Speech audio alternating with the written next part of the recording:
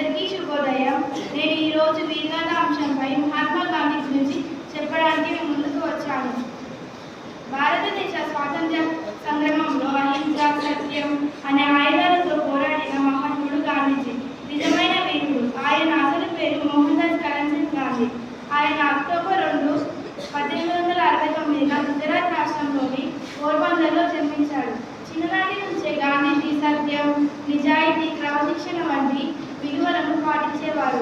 గాంధీజీ లండన్లో న్యాయశాస్త్రం చదివి దక్షిణాఫ్రికాలో న్యాయవాదిగా పనిచేశారు. ఆయన భారతీయులపై జరుగుతున్న గత్యాహంకారాన్ని చూసి ఆయన మనసు కదిలిపోయింది. అప్పుడే ఆయన అహింస మార్గంలో పోరాటం ప్రారంభించారు. దక్షిణాఫ్రికాలోని సత్యాగ్రహ ఉద్యమం ఆయన జీవితంలో మహత్వగా మలుతుంది. ఆ అనుభవంలోనే ఆయన భారతదేశ స్వాతంత్ర్య పోరాటాన్ని పూర్తిగా నిలిచారు.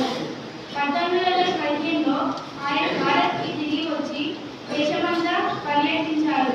రైతులు, కూలీలు, పేదలు ఎదుర్కొంటున్న కష్టాలు చూసి ఆయన హృదయం కలిసిపోయింది. దేశాన్ని విదేశీ పాలన నుండి విముక్తం చేయాలని ఆయన సంకల్పించారు. చంపారన్ సత్యాగ్రహం 1917 ద్వారా ఆయన ప్రజలలో చైతన్యం నింపారు. ఆ తర్వాత non cooperation movement, civil disobedience movement, ఉప్పు సత్యాగ్రహం, 1930 వంటి ఎన్నో ఉద్యమాలు ఆయన అహింస మార్గంలో నడిపించారు. గాంధీజీ దేశ ప్రజలకు స్వాతంత్ర్యం కంటే పెద్దదిగా, విజయవంతంగా